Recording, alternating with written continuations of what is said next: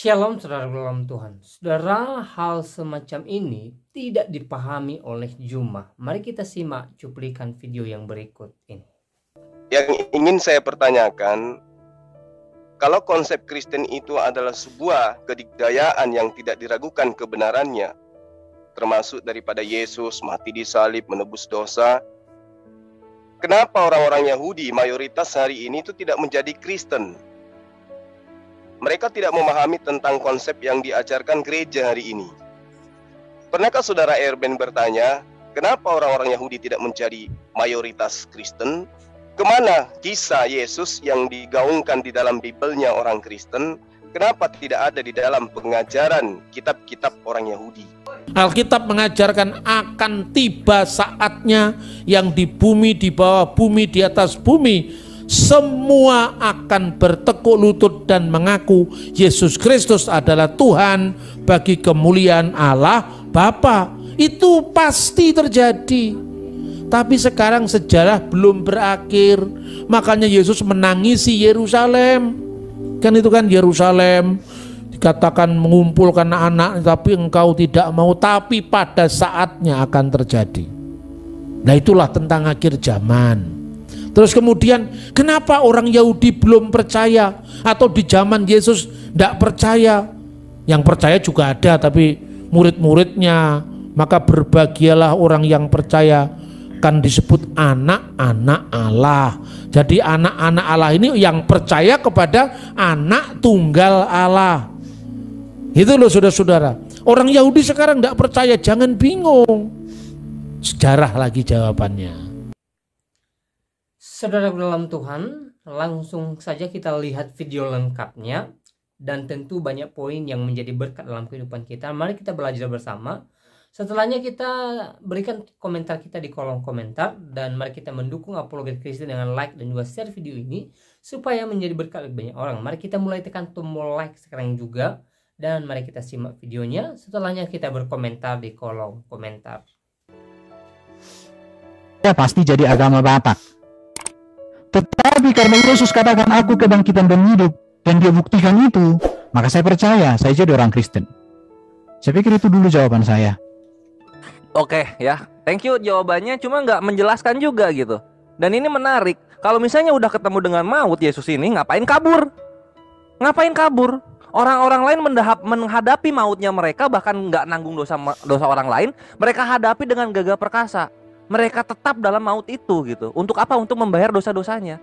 Yesus ngapain kabur? Lu katanya mau bayarin utang dosa gua, kok kabur? Baru 3 hari udah nggak kuat, diem di alam maut, udah nggak kuat ya. Ini kan namanya kalau dalam pinjaman online, Ben, ini namanya gagal bayar. Kenapa gagal bayar? Iyalah, katanya mau bayar, katanya mau bayar. Ini sebentar. Uangnya. Terus sudah dikasih uangnya, diambil lagi, gagal bayar namanya. Itulah kenapa domba orang Yahudi itu nggak ada yang hidup lagi. Sapi-sapi orang Muslim itu nggak ada yang hidup lagi. Gitu loh. Roma 6 nomor 23. Perhatikan Roma 6 nomor 23. Jangan lu bantah ini. Upah dosa adalah maut, bukan upah dosa adalah bangkit. Ayatnya itu harus coba baca lengkap. Allah Paulus sudah ngomong begitu. Ayo. Ya udah gantian. Apa yang lu okein, apa yang lu okein sekarang? Oke, saya jawab ya. Ya coba jawab. Kenapa kabur dari maut? Yesus bukan kabur dari maut. Yesus sudah menyelesaikan tugasnya. 3 hari menyelesaikan dosa apa 3 hari? Gua tanya. Dosa apa 3 hari bisa ketebus? Jangan dipotong. Oke. Jadi gini ya. Tadi gua sedikit langsung dipotong. Bukan, karena framingmu jangan terlalu panjang itu aja. Oke, jadi Yesus bukan kabur dari maut, karena tidak ada ayat Alkitab mengatakan Yesus kabur. Tetapi dikatakan bahwa Yesus bangkit dari maut. Artinya Yesus sudah mengalahkan maut. Maka dikatakan, hai maut, di manakah sengatmu? Kok dikalahkan? Mautnya dihadapi, Ben. Jangan dikalahkan. Kan sudah dihadapi dulu baru dikalahkan. Mana bisa? Mana bisa? Ben. Iya, mana bisa dikalahkan tanpa dihadapi? Karena sudah dihadapi dulu. Makanya dia kalahkan dan dia bangkit. Oke, sebentar ya. Udah ya. Gitu loh. Oke. Jadi jawaban saya tadi memang tidak menjawab bagimu karena kami bukan mencari jawaban. tetapi kamu sedang berpolemik. Oke, Kenapa ayat yang polemik? ayat yang kamu kutip tadi itu kutipan yang sepenggal. Upah dosa adalah maut, tetapi kasih karunia Allah adalah hidup yang kekal. Jadi siapa? kalau kamu Untuk siapa? semua, untuk semua Yesus, orang yang itu ada kata Yesus di percaya, situ. untuk semua orang yang percaya. Untuk Yesus. Udah, saya pikir diganti dulu ya. Orang ini nggak cerdas. Loh, kok diganti? Udah. Kok diganti? Ini udah. belum Main waktu beres aja, loh. moderator main waktu aja 5 menit lah. Ini belum beres. Jangan juga 5 menit karena ini kan bahas topik Kristen. Bertanya secukupnya, saya menjawab. Tapi jangan Ya, dipotong sama Korea. Iya, Ben, Oke. gimana sih Ben? Oke ya. Ben gimana sih Jadi jawaban lu, Ben? gini. Upah dosa kan adalah maut, Ben. Bukan upah dosa Sebentar. adalah bangkit gitu. Sebentar. Udah mau diterangin Jadi Korea. kalau ada orang mengatakan Yesus kabur dari maut, artinya orang itu adalah takabur hidupnya di situ. Ya. Baru Yesus posisinya bangkit atau mati sekarang? Yesus sekarang hidup selama-lamanya dia di surga. Itu dia kabur kan, aturan membayar Bukan. maut, ini malah hidup dia. Jadi gini ya, kalau kamu tadi bikin utang, kalau kamu punya utang, kalau kamu sudah lunasi hutang, apakah kamu tetap di tempat itu untuk berhutang? Kan enggak. Cakep, Kan sudah cakep. selesai. Bagus banget ini Kan bagus sudah banget. selesai. Analogi yang bagus ini. Kalau gua Kan sudah udah selesai. berhutang, maka apakah gua tetap berhutang? Enggak dong. Nah Ya sekarang posisinya, udah. kalau gua bisa lunas dalam 3 hari, hutang apa gua cuma 3 hari? Makan Iya, di warteg. kalau Kores kan kamu nggak ada kuasanya. Nggak ada kuasanya, tapi Yesus itu kan berkuasa di bumi di surga. Ya, kalau Jangan misalnya kau berkuasa bandingkan. banget, kalau misalnya Tar. Banget, Duh. ngapain masuk ke alam maut? Justru dia harus pergi ke alam maut itu supaya dengan itu dia membuktikan semuanya bahwa dia Kalau kebangkitan misalnya dan dia mau hidup. membuktikan, kenapa cuma Oke. 3 hari kuatnya? Ya kan kalau maumu kan dia mati selama-lamanya. Itu kan Iya, ini maumu. 2,2 miliar manusia dosanya macem-macem, Ben. Iya, cukup 3 3 hari hari tembus apa, sudah Ben? diselesaikan oleh Yesus. Sekarang Apa yang aku diselesaikan tanya 3 hari, sama Ben? kamu, apa yang dilakukan Ini oleh program Nabi yang mangkrak sudah namanya ini. mati sampai sekarang, yang dia sendiri tak bisa membangkitkan dirinya, Itu apalagi baru membangkitkan gagal kamu. menghadapi maut Itu dengan konsisten. namanya nggak 3 hari bisa. bangkit, takut banget sama Oke alam ya. maut. Jadi gini ya, semakin cepat selesai, semakin hebat. Semakin lama selesai, semakin tak ada beresnya. Ya semua orang yang Nah, udah bayar utang, contoh kayak enak-enak ya, aja hidupnya. contoh. Kalau Rusia dengan Ukraina hanya 1 jam selesai, Rusia langsung menyerah. Semua negara di dunia katakan hebat. Tapi ini sudah 30 hari, maka orang berkata, di manakah kehebatannya? Kan sudah mulai bertanya. Yesus 3 hari sudah selesai, tapi kami mau sekarang orang lama-lama. Ukraina yang Udah, mati ada udah. yang lagi 3 hari. Ya, udah. Aku pikir sudah cukup ya. Terima kasih kawan-kawan. Dipikirin, Ben, dipastiin. Udah, cukup.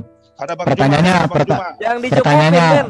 pertanyaannya tidak cerdas, tidak cerdas. Cerdas. Oke Oh, ya. tidak Udah, Kores.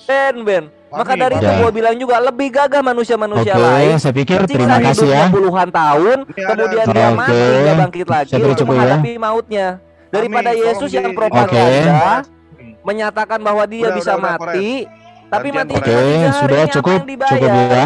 Saya katakan begini. Oke, Ya udah, ya udah. Udah ya, Ini saya juga pikir udah ada Gurunda di sini, Ikhwah. gantian.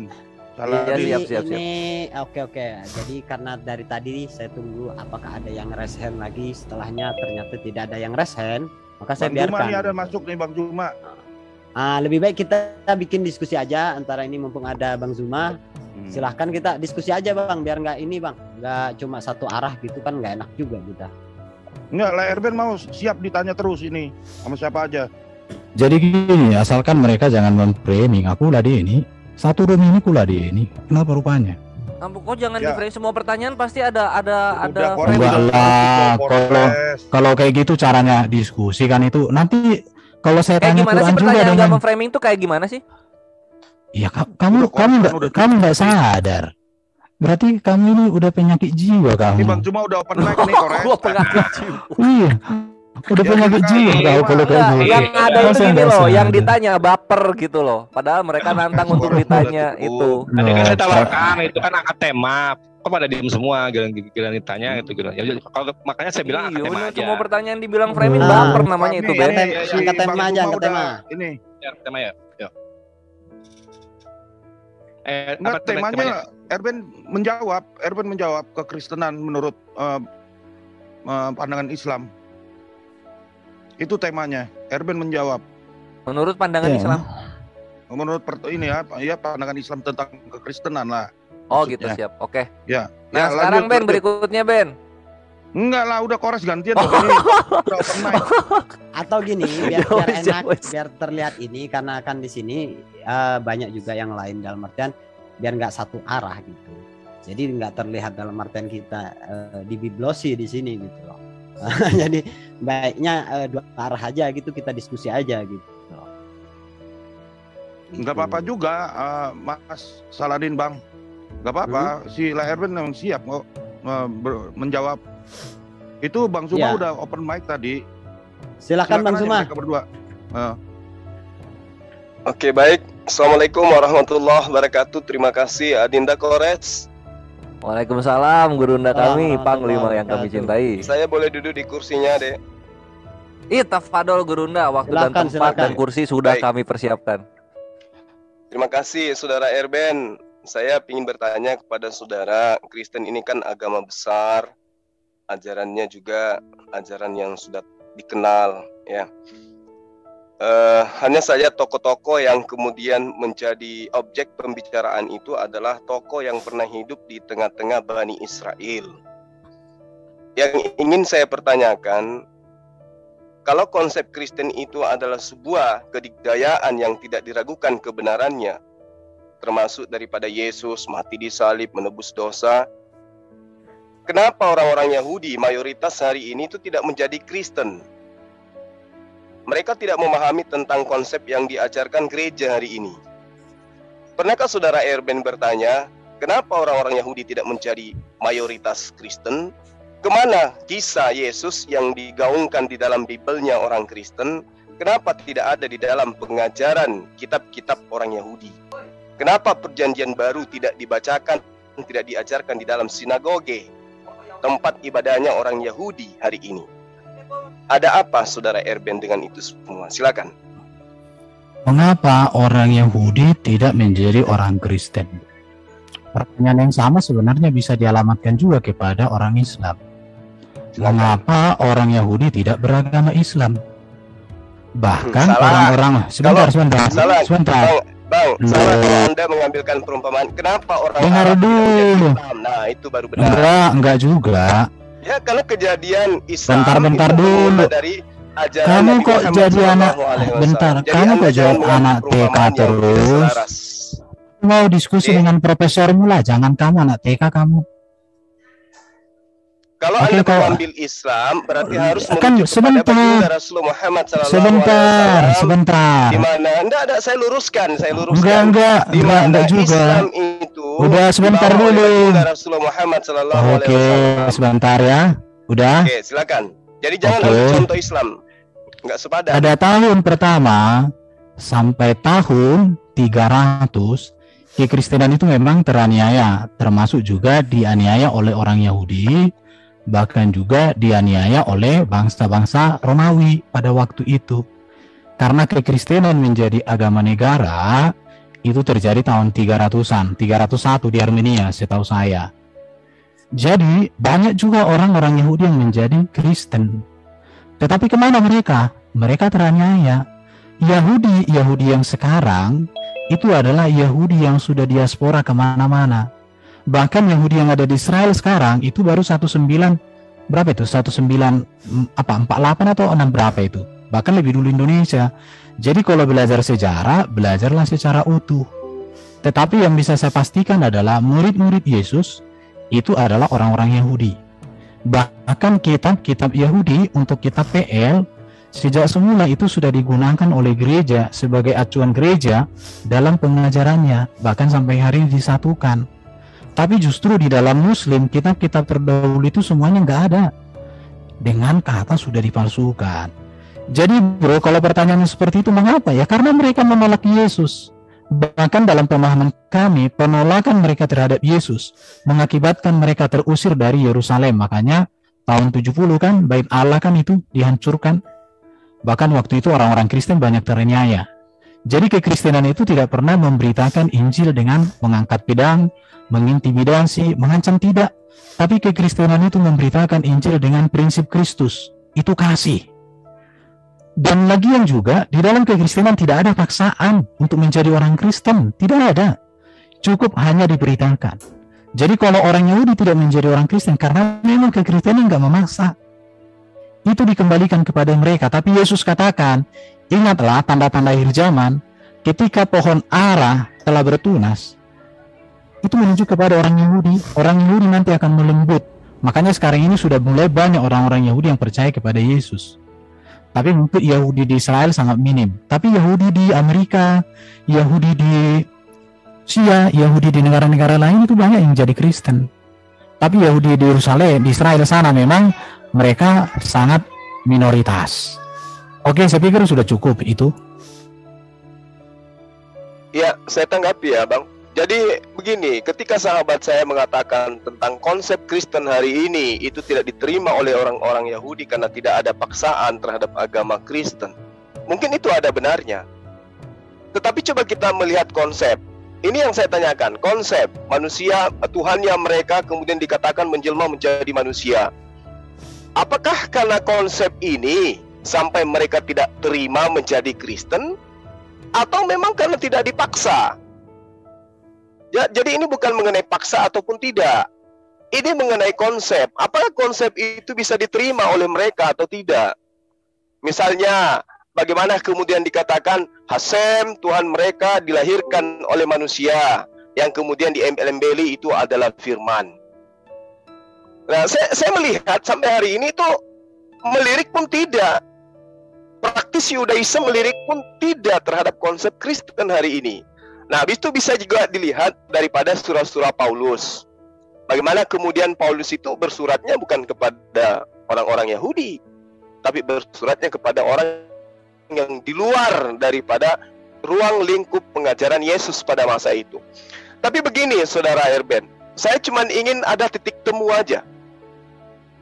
Kalaupun misalnya orang Yahudi menolak Kristen hari itu, ya Islam juga mengajarkan bahwa mereka adalah kaum tegar tengkuk. Maka karena itulah kemudian kami mengimani Yesus itu sebagai nabi, sebagai rasul yang ditolak oleh Bani Israel. Nah, sekarang saya ingin tahu dari saudara yang mendalami ajaran kekristenan, adakah titik temu antara pengajaran Yesus yang mengajarkan Taurat dengan pengajaran Paulus yang mengajarkan surat-suratnya? Mereka pernah duduk bersama? Tidak. Mereka pernah mengalami namanya proses belajar mengajar, yang menyampaikan dan yang disampaikan, yang mengutus dan yang mengutus, tidak dalam kehidupan nyata. Atau memang tidak ada? Karena satu hal yang perlu dipahami, murid-murid Yesus itu dinasihatkan oleh Yesus agar waspada kepada ahli kitab. Nah, ini ahli kitab yang diwaspadai menurut Yesus adalah dia yang membawa-bawa nama Yesus, yang kelak nantinya memanggil Yesus itu sebagai Tuhan dan akan diusir. Orang-orang ini akan diusir. Nah, ini yang ingin saya tahu. Saya penasaran, ini sungguh penasaran. Kenapa orang-orang Yahudi yang konon ceritanya moyang mereka hidup bersama dengan Yesus, kalau konsep keselamatan yang ditawarkan gereja hari ini betul-betul bersumber dari Yesus, bukan karena adanya muatan dari luar daripada Yerusalem, maka boleh dong saya minta, ada enggak titik temu daripada pengajaran Paulus, di mana Paulus itu pernah benar-benar menerima mandat untuk menerima ajaran keselamatan dari Yesus, seperti misalnya dosa waris dan seterusnya, salib, kebangkitan dan seterusnya. Ada enggak itu pengajarannya? Layaknya Abu Bakar menerima dari Rasulullah Muhammad SAW, Utsman menerima dari Rasulullah Muhammad SAW. Karena kami umat Islam memahami perpanjangan tangan Allah kepada seluruh umat manusia itu melalui baginda Rasulullah Muhammad SAW. Dan kami juga memahami dan mengimani perpanjangan tangan Allah pencipta langit dan bumi kepada Bani Israel itu melalui Yesus. Oke. Nah, sebentar. Tidak ada di dalam ajaran Yahudi dan Kristen bahwa Hasem menjadi manusia. Sampai dunia menjadi botak dan sampai Jul menjadi bukan manusia, tidak ada ajaran di dalam Alkitab Hasem menjadi manusia. Itu catatan yang harus. Tetapi yang ada adalah firman. Sebenarnya kalau kita Firman mau ini bahas siapa, di Bang? dalam, sebentar dulu dong. Kamu aku bilang Gurunda tapi anak TK. Tolonglah jangan TK terus Udah, nggak kawan. usah nyerang pribadi, Oke. Erwin. Kalau sudah Oke, kepepet, dengar ya. nggak usah. Bentar dulu. Anda mengatakan tidak Oke. ada Hasem jadi manusia. Nah sekarang Oke. firman itu siapa? Bagi Hasem. Sebentar dulu. Kau tuh gimana sih? Oke, jadi jangan ganggu dong ketika aku jelaskan. Tidak ada Bukan menjelaskan, catatan. Anda mengaburkan. Babi kau kurang ajar, tai kau. Hasem, Recording stopped. firmannya itu apa? Hasem dan firmannya beda. Kau tai kau tai. Nggak ada otak. Orang jelaskan nggak mau kau. Anda mengatakan tidak ada orang Yahudi mengimani Recording in Hasem jadi progress. manusia. Sebentar, Lalu firman itu apa? Silakan. sebentar. Jadi otak tai jangan dipakai lah dalam dialog. Aku kan udah dengar kan. Hasem itu Bukan. siapa dan firman Kau itu tenang siapa? dulu. Katanya itu satu hakikat. Otakmu otak manusia atau otak pantat? Sudah. Pakai waktu jauh. Sebentar. Anda nyerang pribadi terus, Herbert. Bukan Kalau kamu Anda itu sudah- aku Kalau bentar ajaran aku Anda juga itu tidak masuk akal, ya tinggalkan. sebentar. Jadi ateis aja, Bang. Yang nggak masuk akal itu Daripada kalau Anda kepepet Muhammad kayak gini, dilahirkan gitu. 4 tahun setelah bapaknya mati, itu yang nggak masuk akal. Kamu itu jangan gitulah. Ya sabarlah. Sekarang saya bicara firman. Saya kan bicara firman sama kamu. Firman Ya, itu coba Anda sebentar. bedakan antara Hasem dengan firman. Silakan. Sebentar. Saya selesaikan dulu nanti kau tanggapi. Ya. Ya. Jadi kamu jangan bikin jengkel orang. Udah Bang, jangan nyerang pribadi, Oke. Bang. Kalau udah kepepet nggak usah nyerang pribadi. Santai, relax. Oke, santai. Tidak ada di dalam catatan Alkitab, teologi Yahudi dan Kristen, Hasem menjadi manusia. Nggak ada. Itu catatan ya. Mengapa orang Yahudi menolak Yesus? Karena konsep Yahudi tentang Mesias sangat berbeda dengan konsep kehadiran Yesus sebagai Mesias. Mengapa Yahudi memiliki konsep yang berbeda tentang Mesias? Karena bagi orang Yahudi itu, Mesias mereka anggap akan datang sebagai seorang raja yang mendirikan kerajaan yang berkuasa yang penuh dengan kemenangan. Mengapa orang Yahudi demikian? Karena mereka gagal di dalam memahami kitab suci. Contoh Yesaya 53 yang berbicara tentang Mesias yang menderita sebagai penebus yang menyelamatkan. Jadi kegagalan mereka dalam memahami kitab mereka mengakibatkan mereka menolak Yesus. Itu yang menyebabkan sampai hari ini orang Yahudi tidak ada yang berani membahas Yesaya 53 tentang Mesias yang menderita. Di sini titik tolaknya. Kalau orang Yahudi sudah menerima yang namanya Yesaya 53 sebagai Mesias yang menderita, maka mereka menjadi Kristen. Dan saya pernah satu Zoom dengan orang Yahudi Kristen yang mengatakan mengapa orang-orang Yahudi tidak menerima Yesus sebagai Mesias, karena Yesaya 53 mereka menolak dan bahkan mereka tidak berani membaca dalam pertemuan-pertemuan ibadah mereka. Itu yang pertama. Yang berikut berbicara tentang Taurat yang diajarkan oleh Yesus dengan Taurat yang diajarkan oleh Paulus sama. Yesus melakukan hukum Taurat secara sempurna. Paulus juga melakukan hukum Taurat secara sempurna. Sama-sama melakukan. Bahkan Paulus itu menjadi teroris dalam agama saking dia melakukan hukum Taurat. Tetapi itu salah. Kenapa? Karena dia menjadi seorang penganiaya, kemudian dia bertobat. Saya tidak menemukan bahwa ada ajaran Paulus yang bertolak belakang dengan ajaran Yesus. Kecuali kalau orang itu gagal memahami yang namanya ajaran Yesus dengan ajaran Paulus. Kegagalan. Tetapi orang-orang yang mengatakan bahwa Paulus itu tidak sejalan dengan ajaran Yesus, karena mereka membaca kitab suci seperti membaca kitab bobo. Atau orang itu kurang asupan gizi dalam berpikir. Oke, sekarang saya katakan, firman menjadi manusia. Firman itu logos, ilmu, pikiran, pengetahuan Allah. Pikiran Allah, pengetahuan Allah, ilmu Allah, ya tentu di dalam diri Allah. Sesuatu yang ada di dalam diri Allah adalah Allah. Sama seperti saya. Pikiran saya adalah saya. Pikiran saya keluarkan dalam bentuk kata-kata yang keluar ini. Tetapi Allah Maha Kuasa, maka dia bisa menurunkan firman-Nya menjadi manusia tanpa dia kehilangan, tanpa dia kekurangan firman. Masalahnya di Muslim adalah firman itu sekarang paling pastikan. Firman itu apakah di dalam diri Allah atau di luar diri Allah. firman itu apakah ciptaan atau pencipta? Firman itu apakah sesuatu benda atau sesuatu hanya kata-kata? Apakah firman hanya kata-kata? Bagaimana kata-kata itu ada dari mana ada? Itu yang harus kalian pikirkan. Tetapi teman-teman saya yang ahli sunnah wal jamaah mengatakan bahwa firman itu bukan ciptaan, berarti pencipta. Oke, jadi begitu kalau diskusi, jadi orang dewasa. Seperti guru udah betul, jangan anak TK. Udah itu aja dulu.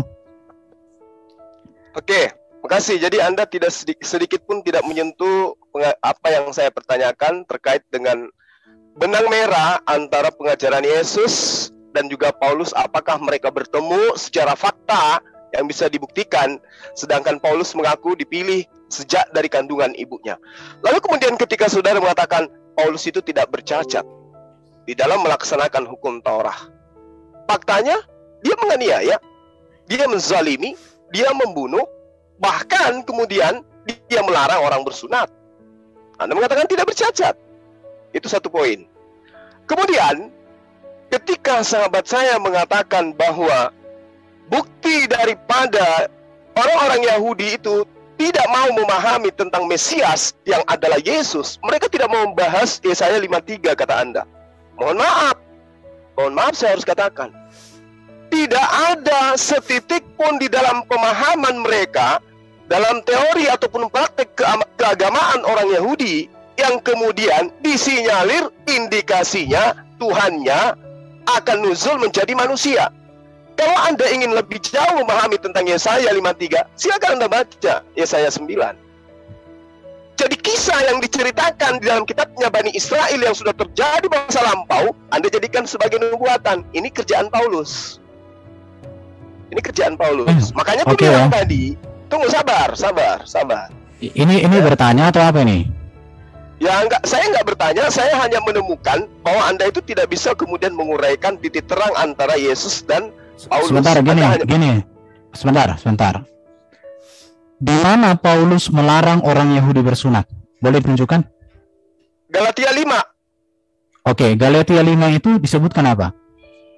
Di sana dikatakan jika engkau menyunatkan dirimu, Yesus Kristus tidak berguna bagimu. Ya. Kalau dibaca seutuhnya, bagaimana kalimatnya? Boleh kita share screen? Silakan. Oke. Silakan Anda share screen. Oke, sebelum masuk ke situ ya, nanti kita bahas sunat. Ya, Anda belum bisa mengurai ya antara Yesus dan Paulus, belum ada ketemu. Oke ya. Sebentar. Saya akan jelaskan samamu. Yang pertama, Paulus pembunuh. Dia membunuh atas dasar ajaran dia sebagai orang Yahudi. Karena bagi orang Yahudi, sesuatu yang ajaran dianggap mereka melenceng dari ajarannya layak dilakukan. Maka saya katakan Paulus ini seperti teroris, membunuh atas nama Tuhan. Bahkan dia berseru nama Tuhan. Sama seperti teroris yang bom gereja itu, Allahu Akbar juga dia.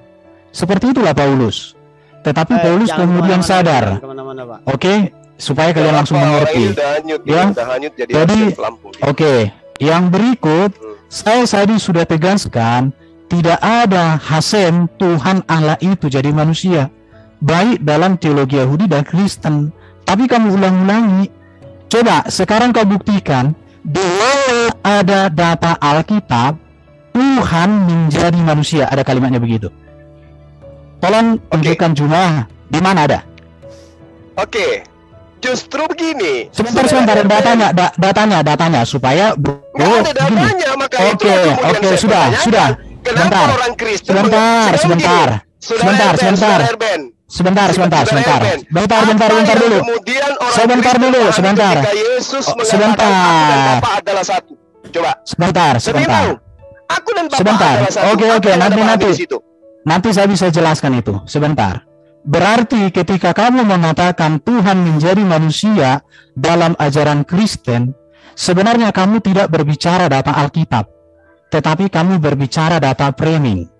Dan saya tegaskan samamu, tidak ada di dalam teologi Kristen yang benar bahwa Allah Yahweh itu menjadi manusia di dalam rahim Maria, tidak ada. Yang ada adalah firman-Nya yang kekal di dalam dirinya diturunkan menjadi manusia. namanya Nah, itu Yesus dia. Kristus. Sekarang saya tanya. Oke. Sekarang saya tanya sama Anda. Sebentar. Kalau berbicara tentang teofani firman, dalam berbicara firman jadi manusia, sebenarnya di dalam konteks PL juga dikatakan ada teofani.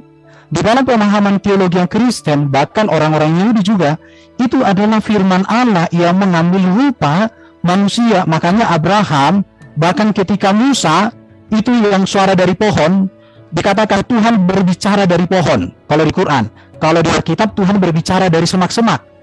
Apa yang ada di semak-semak itu Tuhan? Itu di dalam pemahaman Kristen adalah teofani dari Sang Firman. Teofani dari Sang Firman itulah yang disebut sebagai Tuhan itu. Tetapi memang karena kalian tidak percaya kepada kitab PL dan tidak pernah menjadikan kitab PL itu menjadi kitab kalian, sehingga kalian tidak mengerti yang namanya teofani.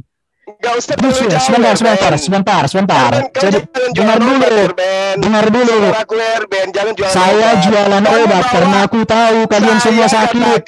Kalian semua sakit jiwa. Jadi saya harus jual obat sama kalian. Saya sudah mengatakan sudah, ya.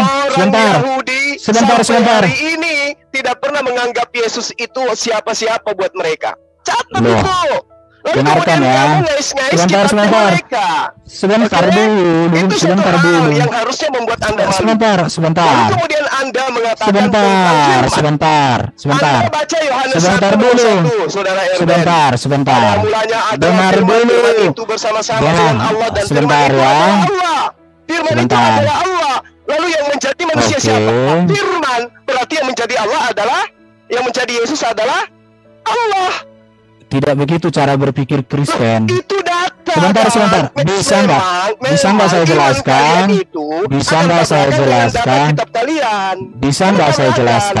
Lalu kemudian ketika ditanya, mana buktinya Yesus bisa nggak saya jelaskan? Mana buktinya Bisakah Yesus saya itu jelaskan? sebagai Tuhan, sebagai Bapa? Apa jawab kalian? Oke. Yohanes 10 nomor 30, aku dan Bapa adalah satu. Berarti yang menjelma menjadi manusia siapa?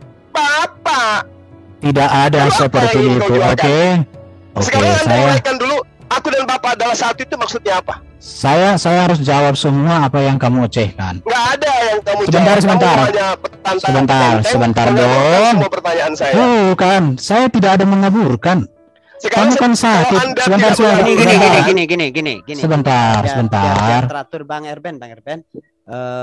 Biar gini, ada semacam timbal balik lah ya kan. Mungkin kita kasih kesempatan dulu Bang Zuma untuk mempertanyakan, dan Bang Erben gini aja. Nanti jawabannya bertanya begini. Jangan sampai bro pertanyaan itu lebih panjang daripada jawaban. Di mana-mana seperti itu. Saya statusku nggak bertanya, Bang. Saya menjelaskan tentang kitab Anda yang tidak kalau kamu menjelaskan tidak ada yang jelas. Yang kamu jelaskan itu ajaran setan, ajaran iblis, ajaran setan, ajaran iblis. Itulah yang kamu beritakan. Jadi apa yang kamu sampaikan? Bentar. Sabar. Jadi begini. Baiknya kita diskusi aja biar dua arah gitu. Sebentar ya. Biar dua arah Bang Erben. Iya. Ya. Aku tenang, aku di mana-mana aku tenang. Ya, tapi cuma gini bro, moderator juga harus bijak. Kalau Juma membuat framing, karena ini saya membuat framing. Sebentar. Saya lebih pantas menjelaskan kitab Anda daripada Anda. Diam. Diam. Anda imani saja. Kalau saya diam dulu ya. Aku mau bilang begini. Kalau ajaran Kristen seperti yang kamu jelaskan, maka saya katakan saya nggak mau jadi Kristen. Tetapi karena ajaran Kristen bukan seperti yang kamu jelaskan, maka saya menjelaskan samamu. Iya. Artinya, diam dulu. Ya sudah. Berarti kamu kitab Anda. Tidak ada kamu menjelaskan Bible. Saya menjelaskan kitab Anda. Saya tidak menjelaskan Kristen. Karena saya tahu Kristen itu bertentangan dengan ajaran Yesus. Dari tadi kutanya samamu, di mana ayat Alkitab mengatakan Tuhan jadi manusia? Kamu nggak ada tunjukkan datanya. Loh, tadi kamu tunjukkan Yesaya 53. Siapa di situ? Yesaya 53. Itu Tuhan ciptaan Tuhan. Sekarang saya tanya, Yesus yang kau katakan ada dinubuatkan Yesaya 53 itu ciptaan Tuhan atau Tuhan? Kau goblok Apa yang banget, Anda katakan sekarang? kau goblok Itu banget sih. adalah firman Goblok banget yang sih ada kamu. di dalam diri Maaf ya. Bapa. Kamu itu Gini. disebut orang gurunda tapi gobloknya minta ampun deh, Ini Bang betul. Erban, saya rasa Kau gini. katain saya Aduh. bodoh, tapi kau bicara Kau itu mengenai imanmu. bodoh kali. Kamu melupakan yang tertera dalam kitabmu. Gini. Beda Ini kan? untuk semuanya gini lah. Bang Erban Iya. mendingan dua arah daripada dalam artian nanti kan Bang Zuma bertanya. Nah, Bang Erban menjawab. Nah, jawabannya itu mungkin kan kurang memuaskan Bang Zuma. Nah, lebih baik kita diskusi aja biar dua arah Bro, sehingga ada Saladin, saling karena lah saling Erben tuh membantah gitu. kalau Baiknya kita mau begini, nggak Bang. mau, bro. Moderator, baiknya Sebentar, begini. sebentar. Baiknya begini. Sebentar, Erben sebentar. bertanya kepada saya Bro tentang Saladin. Bible. Itu lebih Bro bagus. Saladin. Bro Ini Saladin, kamu tegas goblok juga. banget, Bro kamu Saladin goblok. harus tegas Lebih baik juga. kamu yang Kalian- bertanya Bible. Masa Saya, enggak? Erben.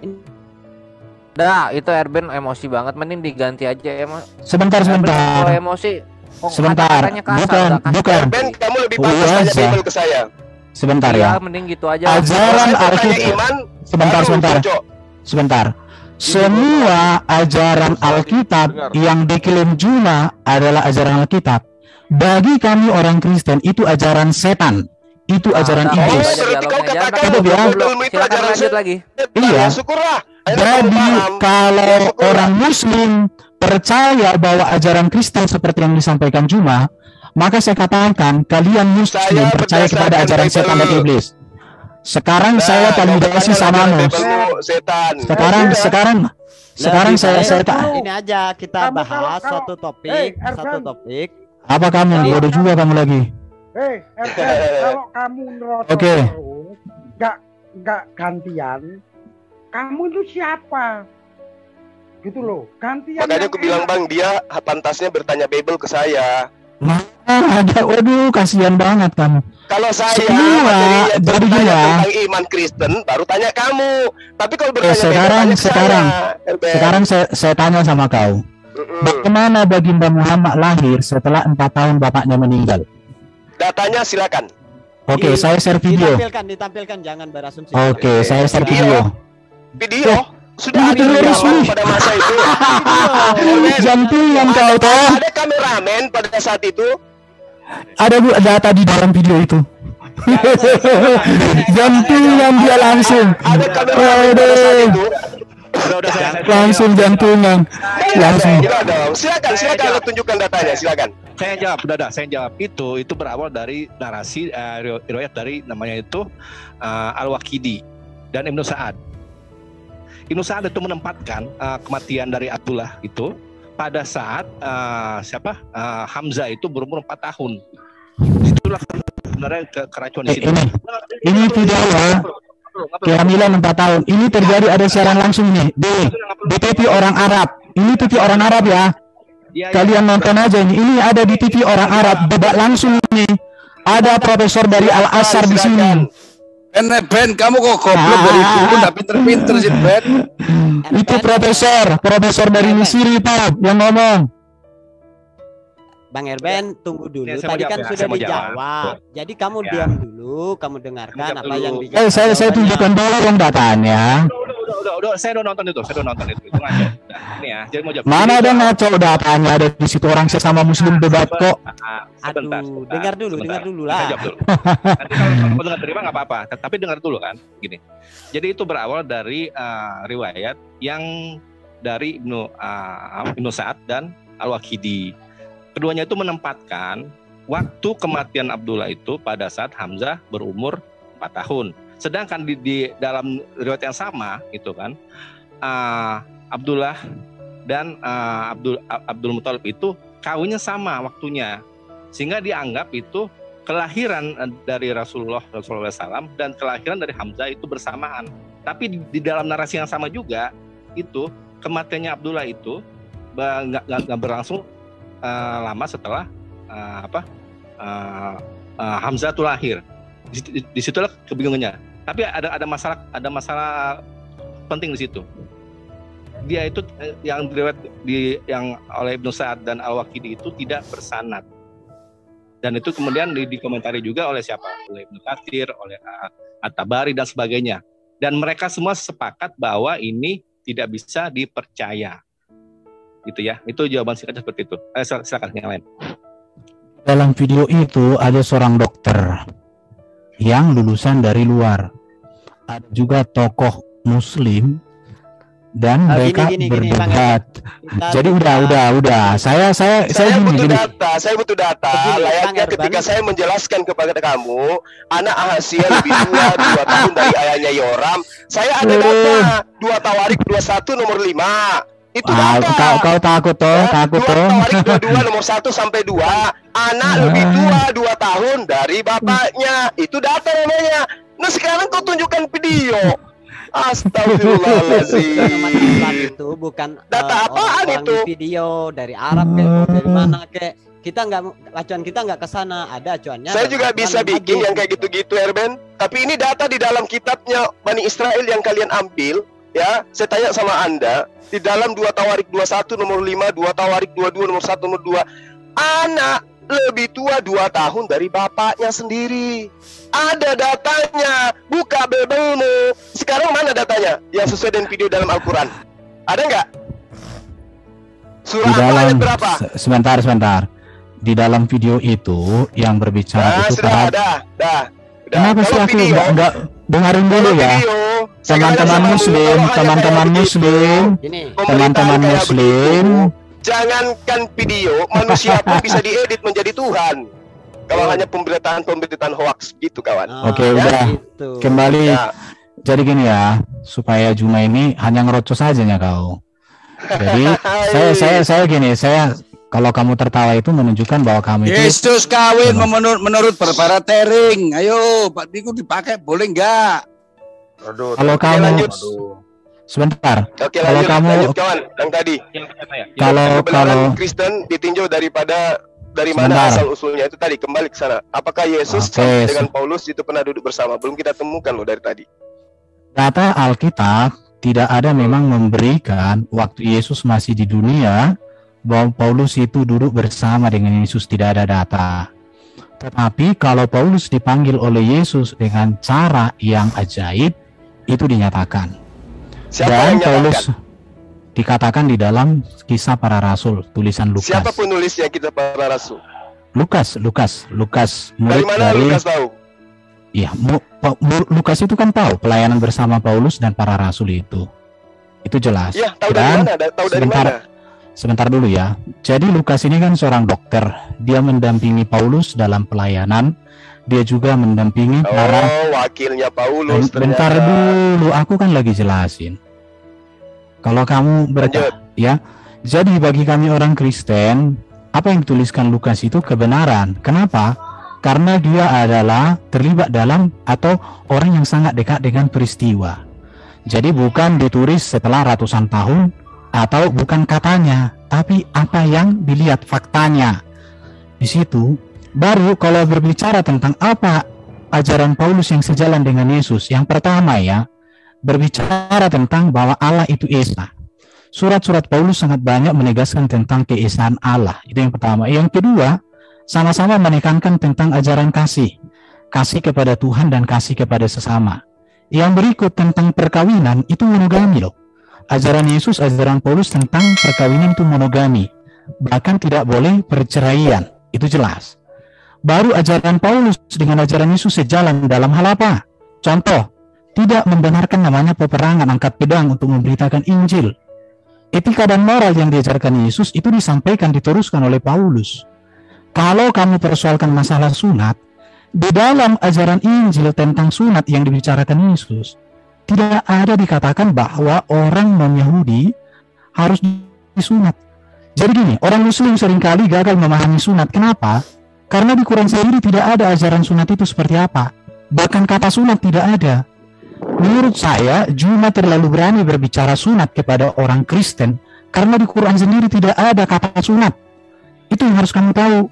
Di dalam Kejadian 22:17 itu sunat itu adalah untuk Abraham dan keturunannya serta hamba-hambanya atau orang-orang yang dibelinya.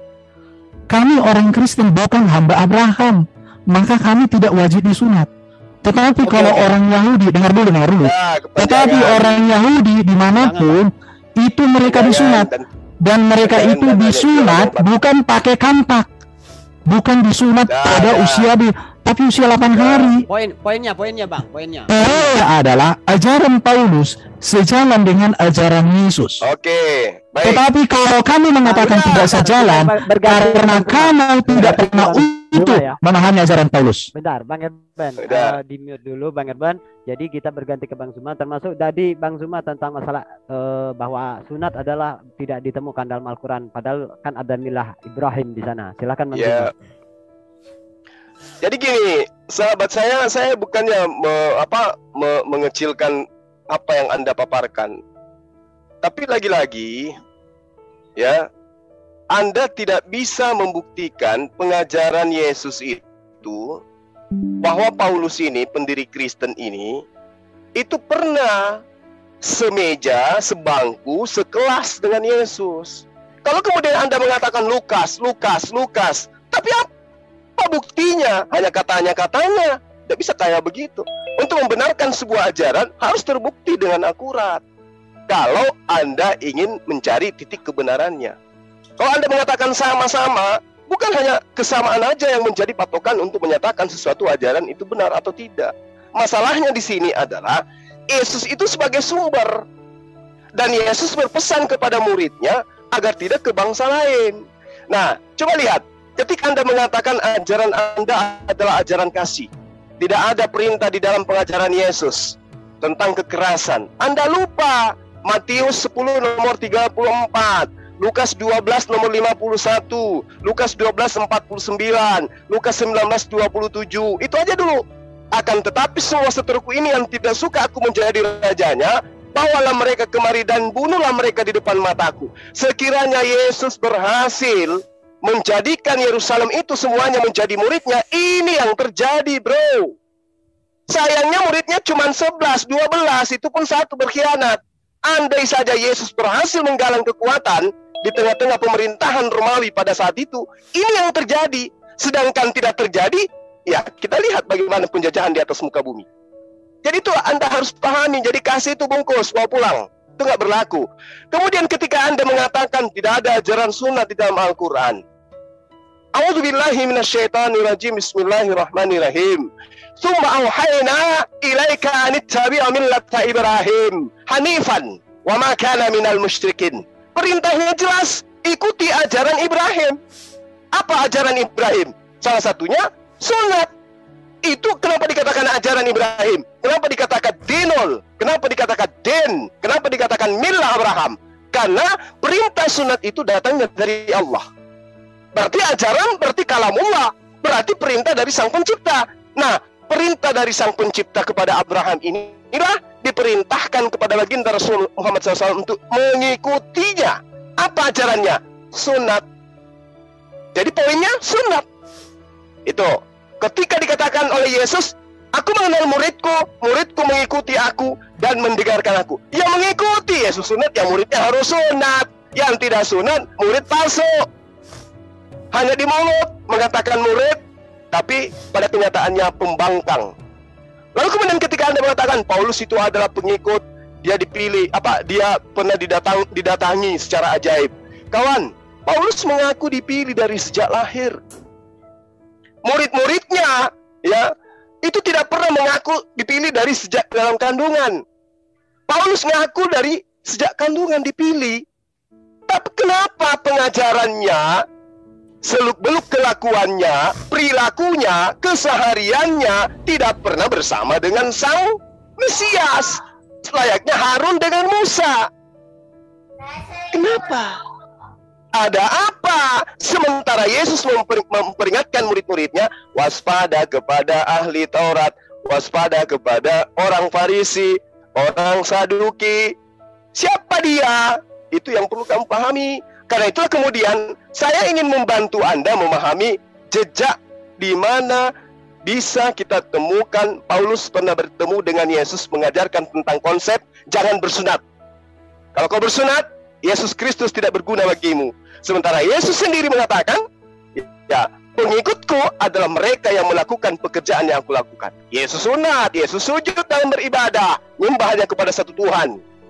Dia menjalankan syariat, aturan-aturan Tuhan yang ada dalam perintah yang termaktub di dalam kitabnya Nabi Musa. Nah, Paulus tidak. Dia mengatakan, dulu aku hidup di dalam Torah. Lalu kemudian setelah aku hidup di dalamnya, kuasa maut itu datang. Tapi setelah dia datang Yesus Kristus membebaskan dia, maka dia bersuka cita lagi. Tidak lagi hidup di dalam ketentuan-ketentuan Tuhan. Galatia 5 nomor 1, 1 Korintus 15 nomor 56, Filipi 3 nomor 7, 8 dan seterusnya. Ya, jadi kita belum menemukan titik terang antara pengajaran Yesus dan pengajaran Paulus. Silakan. Oke, tanggapi Erben. Oke ya. Oke, 5 menit Saya- untuk menanggapi saya- ya, Bang Erben. lihat Saya akan ya. presentasi. Dengarkan baik-baik ya. Oke, silakan disimak. Oke. Oke, kita lihat bukti-bukti kerasulan Paulus meneruskan dan meneladankan ajaran Yesus. Jelas tentang Allah itu Esa. Sama. Yang berikut Yesus memanggil Allah itu sebagai Bapa. Paulus juga, ya, data-datanya ada. Kemudian ajaran Yesus tentang perkawinan dengan ajaran Paulus tentang perkawinan sama, monogami, kesetiaan, kesucian, data-datanya ada. Ajaran Paulus tentang kasih kepada Tuhan dan kasih kepada sesama dengan ajaran Yesus sama, data-datanya ada. Saya tidak usah. Ajaran Yesus tentang keselamatan di dalam diri Yesus dengan ajaran Paulus keselamatan di dalam Yesus jelas. Adanya tentang keselamatan yang pasti jelas. Ajaran Yesus tentang memerintahkan para murid untuk memberitakan Injil dengan Paulus sama. Ajaran Yesus tentang kerajaan surga dengan ajaran Paulus kerajaan surga benar, tidak ada seksual dengan bidadari.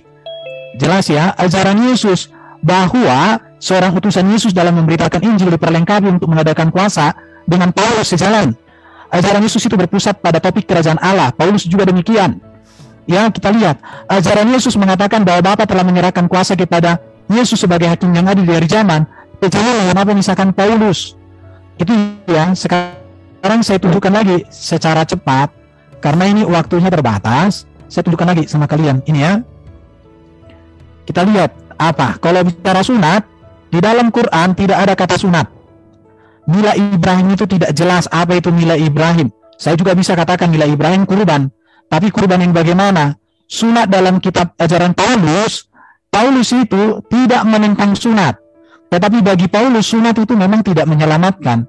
Sunat itu adalah tanda perjanjian bagi orang Israel. Maka sunat itu tidak perlu kepada orang-orang di luar Israel. Yesus disunat, betul. Yohanes Pembaptis disunat. Mengapa Yesus disunat? Karena Yesus orang Yahudi. Yesus terhadap sunat hanya ini dikatakan oleh Yesus. Sunat tidak berasal dari Musa, tetapi dari moyang kita. Cawan dan pinggang kamu bersihkan. Jadi intinya di dalam Yesus itu bukan hukum sunat yang menyelamatkan. Karena hukum sunat itu tidak berbicara keselamatan. Itu berbicara tentang perjanjian Abraham dengan Allah, bahwa Abraham dan keturunannya menjadi berkat bagi bangsa-bangsa. Tapi bagi orang muslim apa arti sunat? Yang penting potong ujung burung. Itu doang, gak ada artinya yang lain. Coba bahwa ada makna sunat itu di dalam kitab kalian, gak ada. Rasul Paulus terhadap sunat, Roh Kudus itu diberikan bukan kepada orang yang bukan karena disunat atau tidak. Orang yang tidak bersunat tetapi melakukan Torah sama dengan orang yang disunat. Jadi bagi orang Yahudi sunat itu wajib, tapi bagi orang di luar Yahudi sunat itu tidak diwajibkan. Tapi boleh iya, boleh tidak. Itu yang jelas. Ini semua data-datanya saya tidak bacakan karena waktunya. Ini Paulus terhadap sunat, perhatikan ini ya. Yang disebut sunat bukanlah sunat yang dilangsungkan secara lahiriah. Gak ada gunanya burung itu disunat kalau hatinya busuk, gak ada. Tetapi kalau orang seperti saya yang bukan Yahudi, ketika saya percaya kepada Yesus saya selamat, gak perlu disunat. Tapi kalau saya mau disunat boleh, karena sunat itu tanda perjanjian untuk Israel saja itu. Tapi kalian karena gak punya hukum sunat itu, kalian gak ngerti apa-apa. Coba kalian baca itu hukum sunat itu di zaman Abraham. Itu bagi Abraham dan keturunannya serta orang yang sudah dibeli mereka tinggal di rumahnya. Saya bukan budak Abraham. Kalian juga bukan budak Abraham, tapi kenapa kalian disunat? Urusan kalian lah itu. Orang Yahudi bersunat tetapi percaya, tidak percaya kepada Yesus tidak selamat. Ini dia. Lihat ini ya. Jadi intinya di sini Galatia 3:13 itu, tetapi aku sekali-kali tidak bermegah selain dari salib Kristus. Intinya orang Yahudi disunat yes, tapi orang dari Yahudi tidak disunat juga yes. Tapi intinya adalah percaya Yesus. Mau disunat burung itu sampai habis dengan telurnya, tapi kalau nggak percaya Yesus sebagai Tuhan Juru Selamatnya, sebagai kuriosnya, Tuhan kurios, maka nggak ada guna. Itu harus kalian lihat ini semua. Intinya di sini keselamatan tidak datang melakukan hukum Taurat. melainkan oleh kasih karunia Tuhan melalui Kristus. Ya, jadi itu bro, kalau mau bicara sunat, dilengkapi dulu kitabnya supaya bisa imbangi saya dalam diskusi kalau bicara sunat. Apa itu nilai Ibrahim? Gak ada. Injil yang kuberitakan bukan Injil manusia ini Paulus. Bahwa Paulus menerima dari Yesus. Aku menerimanya oleh pernyataan Yesus Kristus. Ini ada datanya nih. Kisah 9. Semua ada. Perhatikan Paulus dikatakan, berkenan menyatakan anaknya di dalam aku supaya aku memberitakan dia di antara bangsa-bangsa bukan Yahudi. Aku tidak pergi ke Yerusalem untuk mendapatkan mereka yang telah menjadi rasul sebelum aku. Paulus, lihat ini. Aku terima dari Tuhan Yesus. Oke, ini semua data-datanya ada ya. Bahwa Paulus itu diangkat Tuhan. Silakan Bang Suma ditanggapi Bang Suma. Saya kalau bicara data lengkap. Makanya saya katakan Anda itu tidak menjelaskan, yang ada mengaburkan. Ketika Anda berbicara mengenai sunat dalam Islam, Allah menerangkan, Auzubillahi minasyaitonirrajim. Bismillahirrahmanirrahim. Wa izi batala Ibrahim rabbuhu bikalimatin fa atammahunna.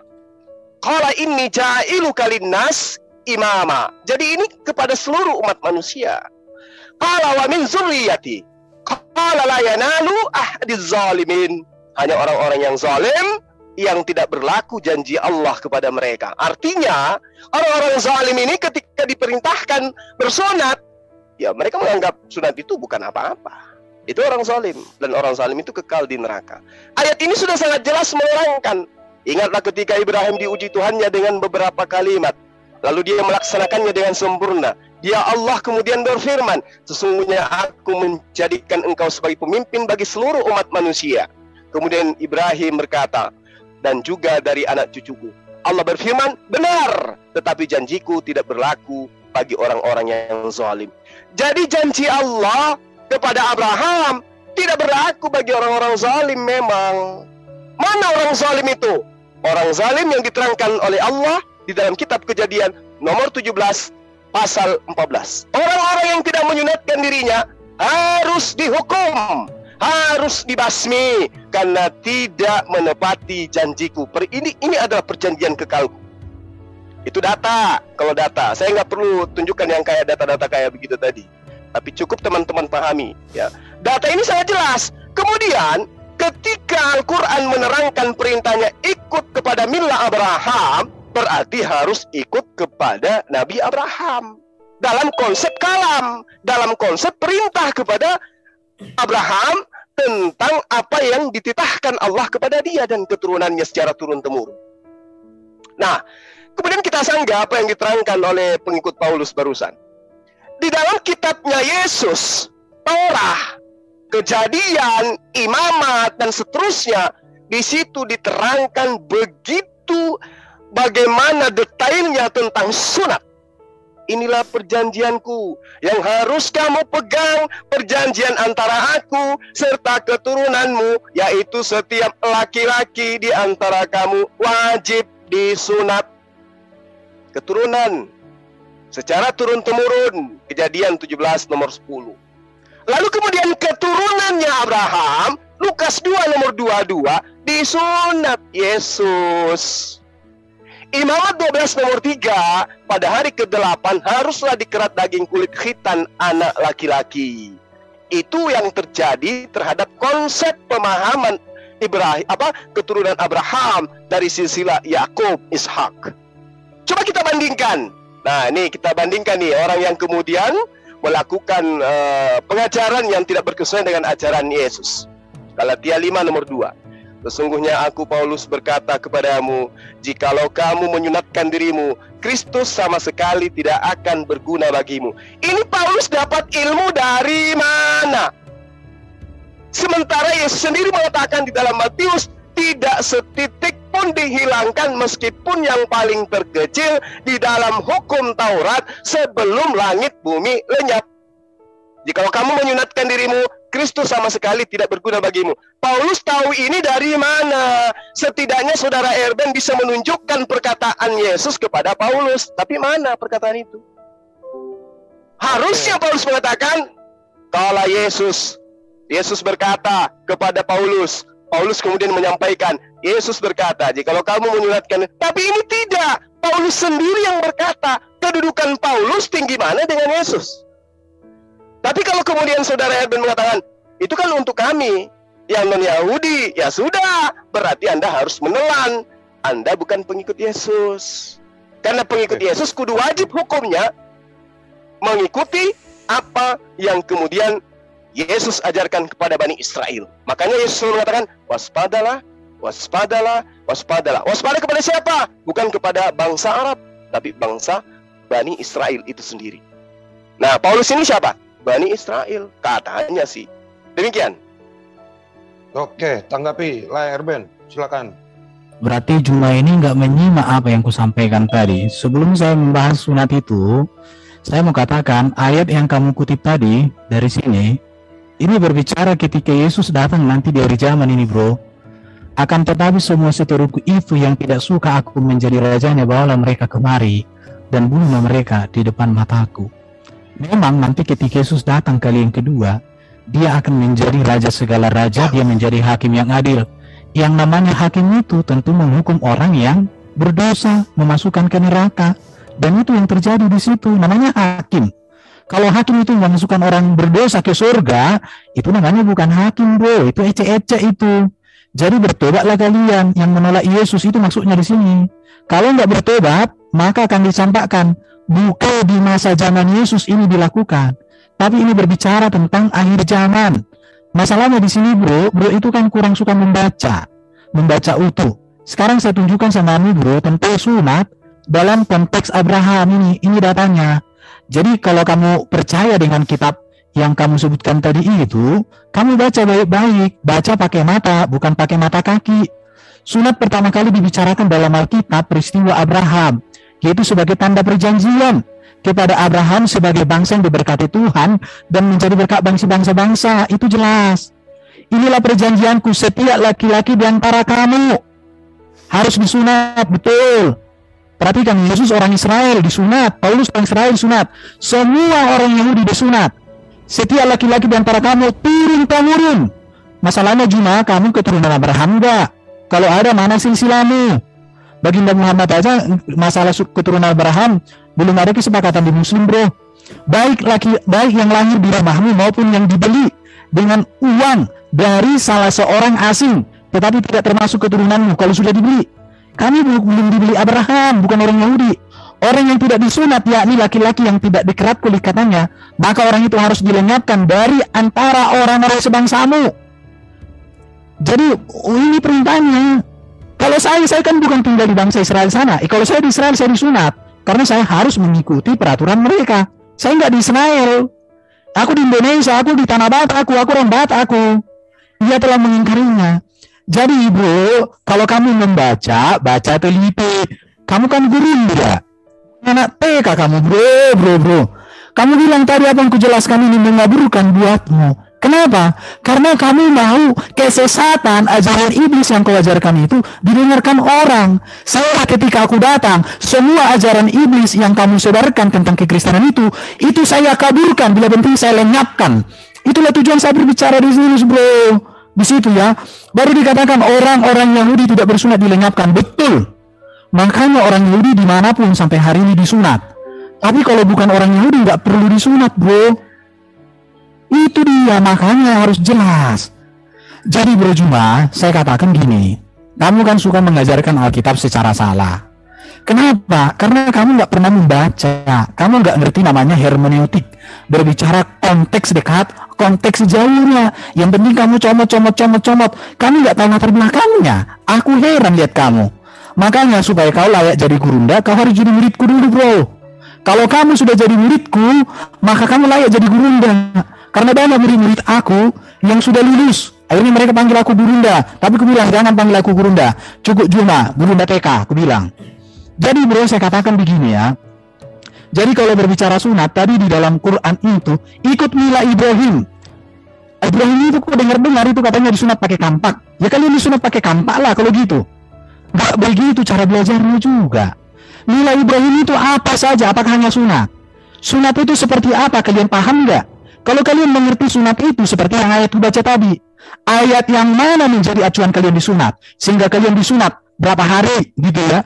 Kecuali kalau Ibrahim yang ada di Quran bukan Abraham yang ada di Alkitab. Kalau begitu sunatnya bagaimana, urusan kalian lah itu. Jadi saya mau katakan tidak ada kata sunat di dalam Quran. Doa Ibrahim itu agama, iman, terserahlah apa di situ. Abraham itu Allahnya Allah yang Esa, bukan Allah Yesus itu. Alkitab mengajarkan akan tiba saatnya yang di bumi, di bawah bumi, di atas bumi, semua akan bertekuk lutut dan mengaku Yesus Kristus adalah Tuhan bagi kemuliaan Allah Bapa. Itu pasti terjadi. Tapi sekarang sejarah belum berakhir. Makanya Yesus menangisi Yerusalem. Kan itu kan Yerusalem dikatakan mengumpulkan anak-anak, tapi engkau tidak mau, tapi pada saatnya akan terjadi. Nah itulah tentang akhir zaman. Terus kemudian kenapa orang Yahudi belum percaya, atau di zaman Yesus tidak percaya? Yang percaya juga ada, tapi murid-muridnya. Maka berbahagialah orang yang percaya, kan disebut anak-anak Allah. Jadi anak-anak Allah ini yang percaya kepada anak tunggal Allah. Itu loh saudara-saudara. Orang Yahudi sekarang tidak percaya, jangan bingung. Sejarah lagi jawabannya. Dulu orang tidak percaya Yesus karena apa? Harapannya Mesias itu adalah tokoh politik yang memerdekakan Israel dari penindasan Roma. Lah Yesus malah tidak mengatakan darahku benar-benar minuman, tubuhku benar-benar makanan. Loh, ini kan juru selamat mau mati nih. Murid-muridnya banyak yang mundur. Benar enggak? Bahkan ketika Yesus sudah bangkit, mereka, maukah engkau memulihkan kerajaan bagi Israel? Jadi yang dipikirkan itu adalah kerajaan politik. Makanya Yesus ditolak. Tapi Yesus menangisi Yerusalem. Sejarah harus berlangsung. Kamu lihat gedung yang megah ini, kata Yesus, ketika melihat bait suci yang luar biasa megahnya pada zaman itu, diarahkan mata murid-muridnya. Akan tiba saatnya, tidak satu pun batu dibiarkan terletak di atas batu yang lain. Semua akan diratakan. Yesus mengatakan itu tahun 33 Masehi, di awal tahun. Karena pada bulan Nisan dia disalibkan, ya kan? Itu terjadi 40 tahun setelah peristiwa itu kurang lebih, benar-benar terjadi. Waktu itu, ini ngomong sejarah lagi, orang Yahudi itu ada 3 sekte, 3 aliran. Yang pertama Saduki. Orang Saduki itu tidak pernah mikir Mesias karena mereka hidupnya sudah enak. Mereka menguasai bait Allah, aset ekonomi dikuasai. Yang kedua, masa rakyat yang banyak itu Parisi. Makanya masa rakyat yang banyak itu disebut Amharet. Orang-orang Parisi yang kedua itu. Yang ketiga orang-orang Eseni. Ini korban politik dari orang Saduki. Lalu mereka mengasingkan diri, mendirikan komunitas di sekitar Gua Qumran, Laut Mati. Ajaibnya Tuhan pakai mereka. Ditemukannya Alkitab Perjanjian Lama dari kira-kira tahun 100 sebelum Masehi. Jadi kita punya Alkitab yang usianya 2150 tahun. Ayo siapa yang mengatakan Alkitab palsu? Mungkin dibukti sejarahnya 2000 tahun aja ada kok. Ayo sekarang. Ya toh? Itu orang Eseni. Ketika orang Parisi tidak puas dengan situasi mereka, mereka melahirkan kelompok baru yang sangat keras, namanya Zelot. Orang-orang Zelot ini yang memprakarsai pemberontakan terhadap Roma. Lalu mereka berontak, lalu muncullah perang Yahudi pertama. Mulai tahun 66 berakhir tahun 70 Masehi. Apa yang terjadi? Tanggal 9 bulan Ibrani Ab tahun 823 setelah berdirinya kota Roma. Tahunnya itu jelas catatannya. Sama dengan 5 Agustus tahun 7 Masehi. Kira-kira pada saat mereka sembahyang Minkah, kira-kira menjelang maghrib, asar itu ya, itu api memasuki ruangan kudus. Kemudian masuk ruangan kudus, bait Allah benar-benar hancur. Itu sore hari tanggal 5 Agustus tahun 70 Masehi. Persis dengan yang dinubuatkan Yesus. Tinggal tembok barat yang disebut dengan Kotel Ham-Ma'rifi, tembok barat. Orang Yahudi nangis-nangis di situ menyeratapi dosa-dosanya. Kenapa kehilangan bait Allah? Tetapi orang yang nonton dia, ini mereka meratap, makanya disebut tembok ratapan. Kita simak apa yang dibahas dan dibicarakan oleh apologetik Kristen dengan Juma di video barusan, dan kita juga sudah diberkati oleh penjelasan dari Bapak Bambang Nursena ya terkait apa yang dibahas oleh Juma, yaitu kenapa orang Yahudi tidak menjadi Kristen ya, padahal Alkitab orang Yahudi khususnya Perjanjian Lama dengan Kristen ini sama. Nah, saudara dalam Tuhan, luar biasa penjelasan apologi Kristen di video tadi, sangat-sangat jelas sekali ya, bahwa memang saat ini banyak orang Yahudi yang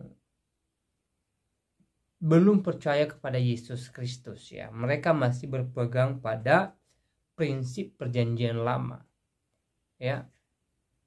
Tetapi saya rasa apa yang disampaikan oleh Bapak Bambang Nursena sangat alkitabiah sekali, di mana ya pada akhir zaman ya semua lidah mengaku bahwa Yesus Kristus adalah Tuhan dan Juru Selamat bagi kehidupan mereka. Artinya di akhir zaman tidak ada seorang pun yang tidak mengaku Yesus sebagai Tuhan. Jadi orang Yahudi pun pada akhirnya, kalau sudah waktunya, Alkitab mencatat bahwa semua lidah mengaku Yesus Kristus adalah Tuhan. Ya, tanpa terkecuali. Ya. Dan apa yang disampaikan oleh Bapak Bambang Nursena sangat benar sekali, sangat alkitabiah sekali, dan tentunya merupakan jawaban terbaik ya terhadap Juma. Ya, kalau Juma perhatikan video ini, maka saya percaya bahwa dia tidak bisa berkata apa-apa gitu loh. Ya, dia tidak bakalan bisa membantah apa yang disampaikan oleh para apologet Kristen di video ini ya. Nah, saudara dalam Tuhan ya, puji nama Tuhan, hari-hari ini Tuhan memakai hamba-hamba Tuhan yang luar biasa untuk menjawab secara langsung maupun secara tidak langsung apa yang disampaikan oleh Juma, sehingga kebenaran tetap nyata dan nama Tuhan senantiasa dipuji dan dimuliakan ya. Kalau kemudian Juma tidak percaya Yesus sebagai Tuhan, bahkan dia berusaha membuktikan kalau Yesus bukan Tuhan ketika dia mengatakan bahwa banyak orang Yahudi yang kemudian tidak percaya Yesus, ya, itu tidak menjadi persoalan. Itu kan narasinya Juma. Tapi kalau kita kembali kepada Alkitab, maka apa yang disampaikan oleh Alkitab berbanding terbalik dari apa yang disampaikan oleh seorang Juma. Dan wajar saja kalau Juma tidak mengerti Alkitab, karena dia bukan seorang Kristen, dan ya wajar dia tidak mengerti Alkitab. Dia tidak punya ilmu pengetahuan tentang Alkitab itu sendiri ya. Nah, saudara dalam Tuhan, Selebihnya seperti apa tanggapan saudara? Silahkan tulis di kolom komentar. Tuliskan komentar yang baik, yang positif, terutama komentar-komentar yang memuji memuliakan nama Tuhan, dan komentar yang memberkati kita sekalian. Dan jangan lupa tekan tombol like yang ada di bawah ya, dan juga share atau bagikan video ini supaya menjadi berkat bagi banyak orang ya. Tekan tombol subscribe-nya dan juga tombol loncengnya. Dan semoga hari-hari ini kita tetap semangat, kita tetap bersuka cita, dan kita tetap memuliakan Tuhan di sepanjang kehidupan kita. Kiranya video ini memberkati kita dan Tuhan Yesus memberkati kita semua. Shalom.